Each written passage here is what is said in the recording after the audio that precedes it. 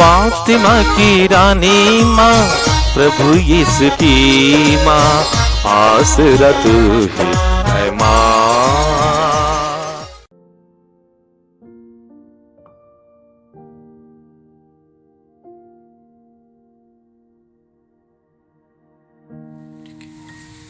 पहला पाठ नबी यिर्मयाह का ग्रंथ, अध्याय 31, पद संख्याएं 31 से 34 तक।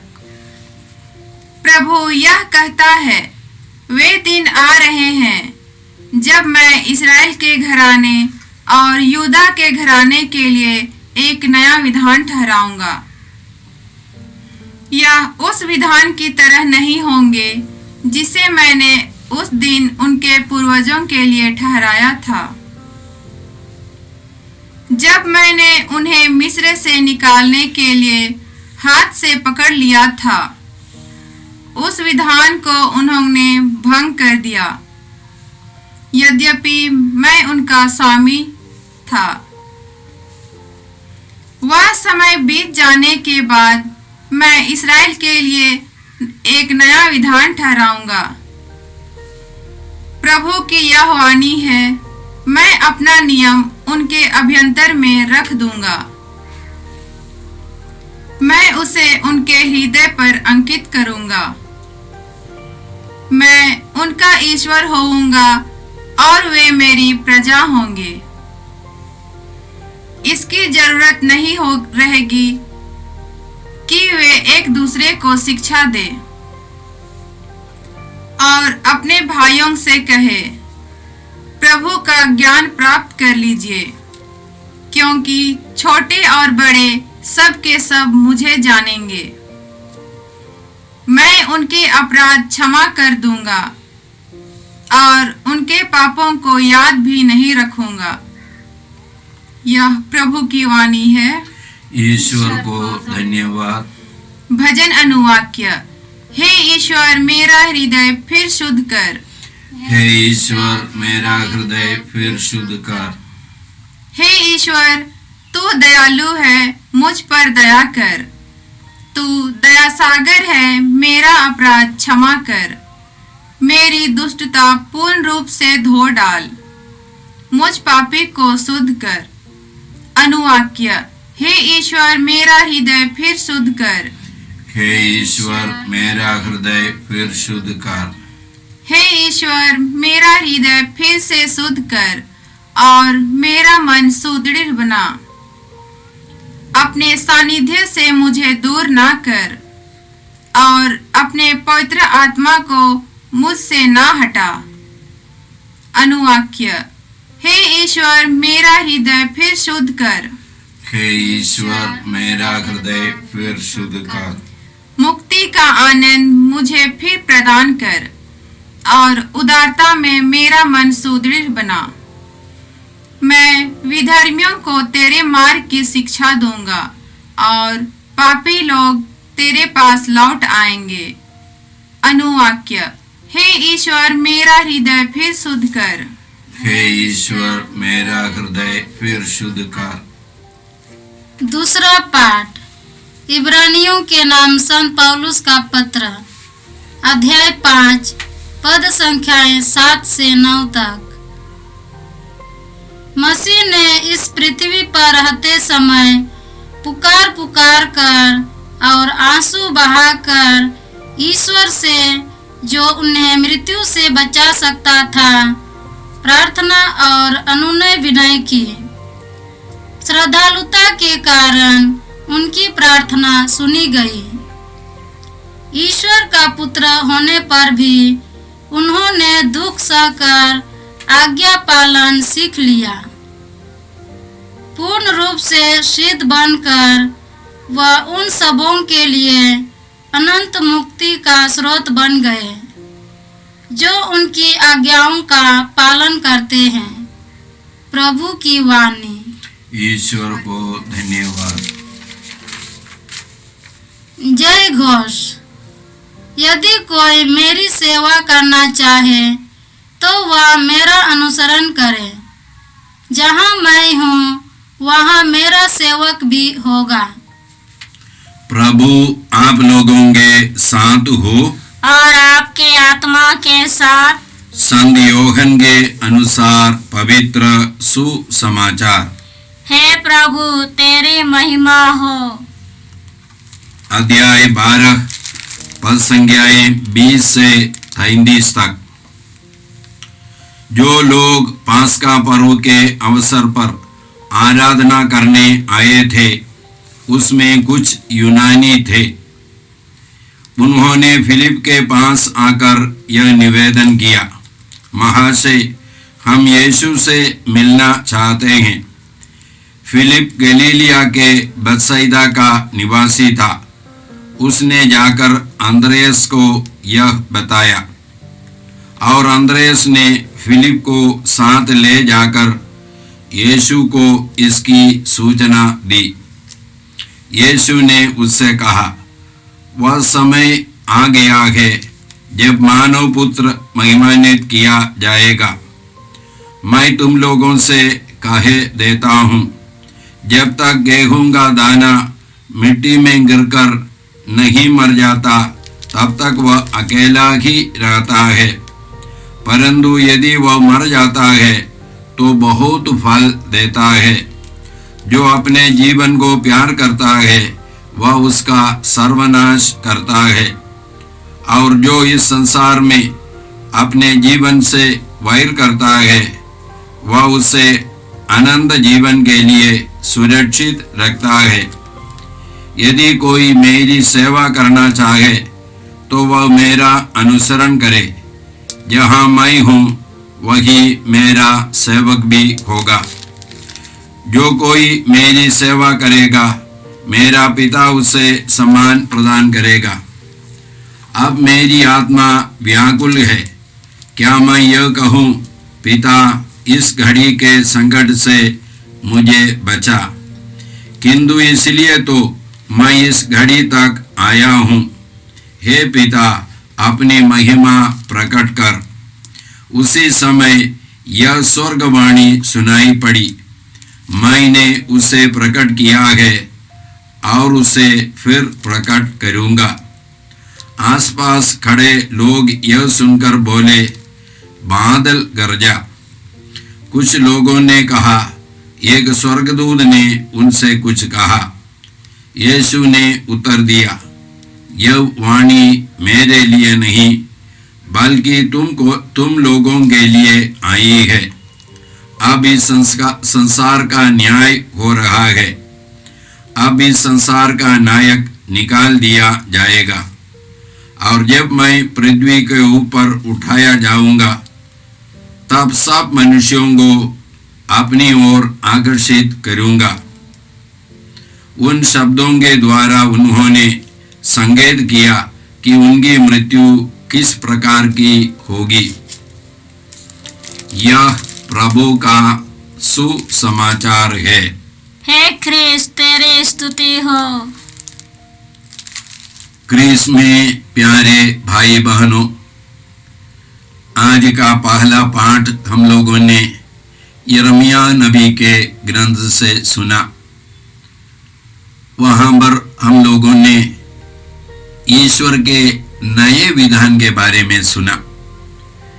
जब हम लोग बाइबल में विधान के बारे में सुनते हैं, जैसे हमारे साधारण समझ, मानिए कॉन्ट्रैक्ट, एक समझौता दो राष्ट्रों के बीच में या दो व्यक्तियों के बीच में, इसी प्रकार का कॉन्ट्रैक्ट या समझौता नहीं है। बाइबल में विधान माने जीवन का आदान प्रदान है। ये विधान एक जीवंत संबंध है। इसको हम लोग तोड़ नहीं सकते हैं, तोड़ने पर मृत्यु होगी। जैसे पति और पत्नी का संबंध एक विधान है, इसलिए यीशु ने कहा, जिससे ईश्वर ने जोड़ा है उसे मनुष्य नहीं तोड़े। आज के पहले पाठ में हम लोगों ने नए विधान के बारे में सुना। इसका मतलब क्या है? पुराना एक विधान है। ये पुराना विधान हम लोग कहाँ पर पाते हैं?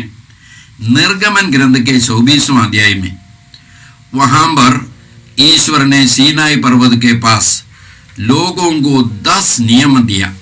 इस्राएली लोगों को 10 नियम 2 पत्थर के पाटियों पर लिख करके दिया, और मूसा नबी आकर के लोगों के सामने उसको पढ़ करके सुनाया, और लोगों ने कहा हम इन नियमों के अनुसार जीवन बिताएंगे।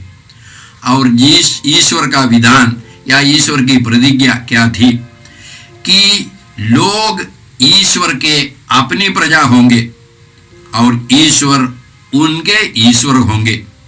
मतलब ईश्वर उनकी देखभाल करेंगे यदि लोग उनके विधान के अनुसार, उनके नियमों के अनुसार जीवन बिताएंगे।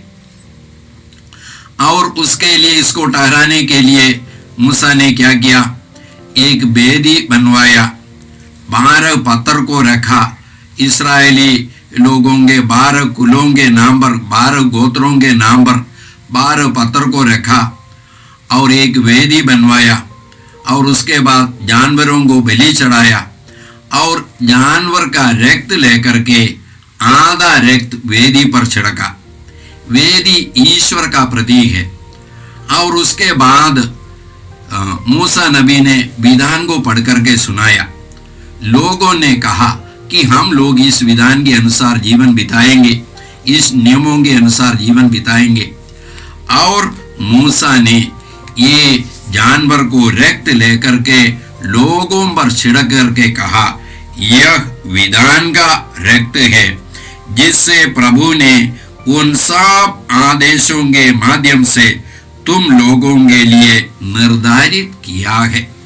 रक्त छिड़का। रक्त जीवन का प्रतीक है, एक जीवंत संबंध इस्राएली लोग और ईश्वर में वे लोग जोड़े हैं। लेकिन जैसे हम लोग जानते हैं, इस विधान को वे लोग हमेशा तोड़ता रहा, लेकिन ईश्वर अपने विधान का पालन करते हैं।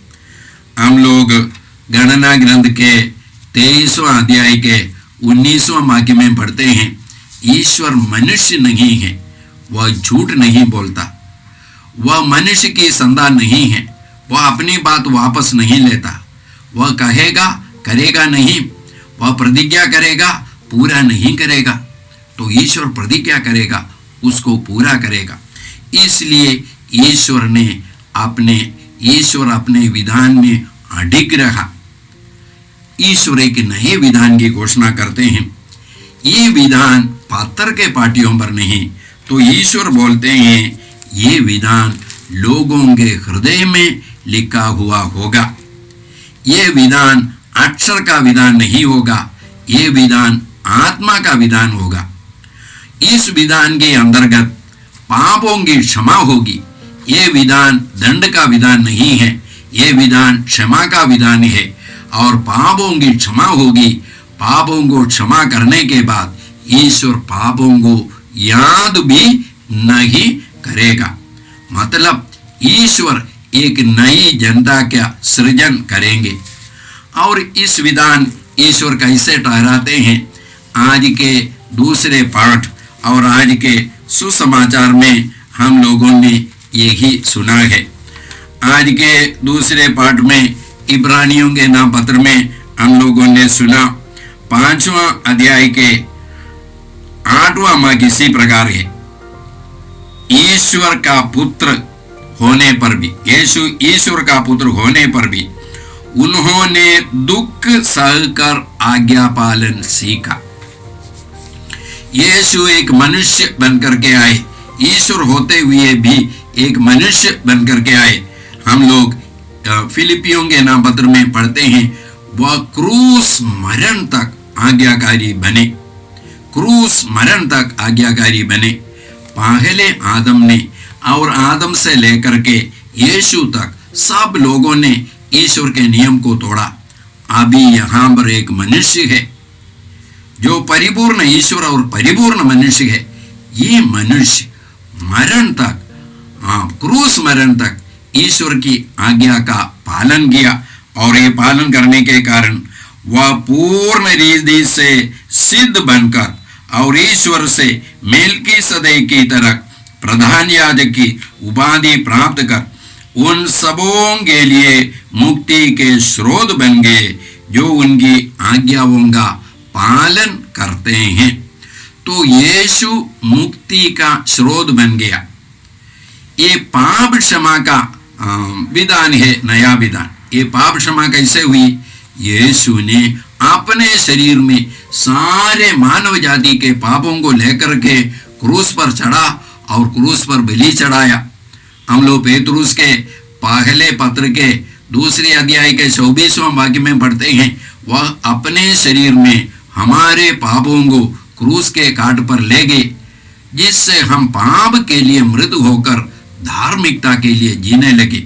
आप उनके घावों द्वारा भले चंगे हो गए हैं। तो यीशु ने सारे मानव जाति के पाप को ले लिया और ले करके और बलि चढ़ा करके हमारे पापों के लिए प्रायश्चित किया है।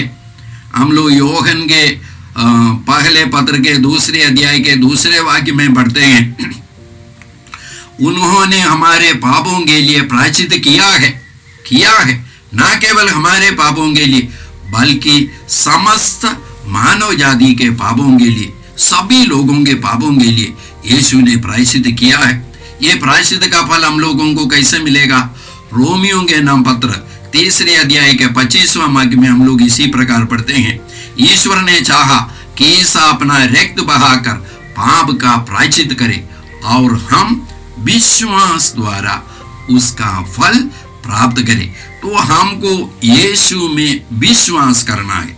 जब हम लोग यीशु में विश्वास करते हैं, यीशु हम लोगों को अपना आत्मा देते हैं। हम लोग एसेकिएल नबी के ग्रंथ अध्याय 36 पद संख्या 27 में इसी प्रकार पढ़ते हैं, मैं तुम लोगों में अपना आत्मा रख दूंगा, जिससे तुम मेरी संहिता पर चलोगे और ईमानदारी से मेरी सब आज्ञाओं का पालन करोगे। अभी ईश्वर हम लोगों को अपनी शक्ति दे देंगे, अपनी आत्मा दे देंगे, ताकि हम लोग ईश्वर की संहिता के अनुसार, ईश्वर के नियम के अनुसार जीवन बिता सकते हैं। ये सब कैसे हमारे जीवन में हुआ है? आज के दूसरे पाठ में वही हम लोगों ने सुना। आज के सुसमाचार में भी यीशु ने वही बात कहा। यीशु अपने मृत्यु के बारे में बोलते हैं एक उदाहरण दे करके, जब तक गेहूं का दाना मिट्टी में गिरकर नहीं मर जाता, वह अकेला रहता है। यदि वह मर जाता है तो वह बहुत फल देता है। तो यीशु को एक गेहूं के दाने के समान मरना है। यीशु मरने पर क्या होगा? यीशु तीसरे दिन जी उठेंगे और वे फल उत्पन्न करेंगे। यीशु को क्यों मरना है? यीशु को मरना है हमारे पापों के प्रायश्चित के लिए, और मरने के बाद जी उठना है एक नई व्यक्ति बन करके। तो और ये जी उठे यीशु में जो लोग विश्वास करते हैं, वे लोग यीशु का ये मृत्यु और पुनरुत्थान के फल को अपना सकेंगे, अपनाएंगे। तो भाई और बहनों, आज प्रभु हम लोगों से कहते हैं नए विधान के बारे में। हम लोग कुरिन्थियों के नाम पौलुस के दूसरे पत्र 5वां अध्याय के 17वां वाक्य में इस प्रकार पढ़ते हैं, जो यीशु से संयुक्त है वे नई सृष्टि बन गए हैं, पुरानी बातें समाप्त हो गई है, सब कुछ नया हो गया है। यह सब ईश्वर ने किया है। जो यीशु से संयुक्त है, कौन लोग यीशु से संयुक्त है? जो यीशु में विश्वास करते हैं, यीशु को अपनाते हैं, वे लोग यीशु से संयुक्त है और वे लोग नई सृष्टि बन गए हैं। पुरानी बातें समाप्त हो गई है, सब कुछ नया हो गया है। ये ईश्वर ने किया है। तो यीशु के द्वारा ईश्वर ने हमारे लिए एक नया विधान ठहराया है। ये विधान पाप क्षमा का विधान है। ये विधान मृत्यु दंड का विधान नहीं, बल्कि अनंत जीवन का विधान है। हम लोग तिमोथी के नाम पौलुस के दूसरे पत्र पहले अध्याय का 10वां वाक्य में इसी प्रकार पढ़ते हैं, मसीह ने मृत्यु का विनाश किया और अपने सुसमाचार द्वारा अनंत जीवन को आलोकित कर दिया। मसीह ने मृत्यु का विनाश किया और अपने सुसमाचार द्वारा अनंत जीवन को आलोकित कर दिया। तो भाइयों और बहनों, आइए हम लोग प्रभु को धन्यवाद देते हैं इस नए विधान जिससे ईश्वर ने यीशु के द्वारा हमारे लिए ठहराया है। हम लोग इस यीशु पर विश्वास करें, इस यीशु को अपने जीवन के एकमात्र मुक्तिदाता के रूप में स्वीकार करें। हे परमपिता ईश्वर, इस यीशु के लिए हम तुझे धन्यवाद देते हैं। यीशु के मृत्यु और पुनरुत्थान की तैयारी में हम लोग हैं। हे पिता ईश्वर, हमारे पापों के लिए यीशु ने प्रायश्चित किया है, इसलिए हे प्रभु, हम सबों को अपने जीवन के सारे पापों को यीशु के चरणों पर छोड़ करके यीशु की आत्मा ग्रहण करके यीशु की आत्मा की प्रेरणा के अनुसार नया जीवन बिता सके, ये प्रार्थना हम करते हैं प्रभु क्रिस्त के द्वारा, आमीन। जय यीशु क्रिस्त में प्रिय भाई और बहनों, प्रभु यीशु ने हमें आदेश दिया है संसार के कोने कोने में जाकर सारी सृष्टि को सुसमाचार सुनाओ। सुसमाचार सुनने के लिए और सुनाने के लिए एक अच्छा मौका है। आप कृपया इस चैनल का सब्सक्राइब करें, लाइक करें, शेयर करें, बेल आइकन दबाएं ताकि यहाँ की नई वीडियोस की सूचना आपको मिलती रहेगी। साथ साथ आप दूसरों को भी प्रेरणा दें इसका सब्सक्राइब करने के लिए। याद रखें, कल के मिसा के दैनिक पाठ और उस पर टिप्पणियाँ आज ही दोपहर के बाद हम लोग अपलोड करते हैं। कृपया आज ही उसको सुनकर कल की तैयारी करें। प्रभु यीशु आपको और आपके परिवार को 100 गुनी आशीष देंगे। जय यीशु।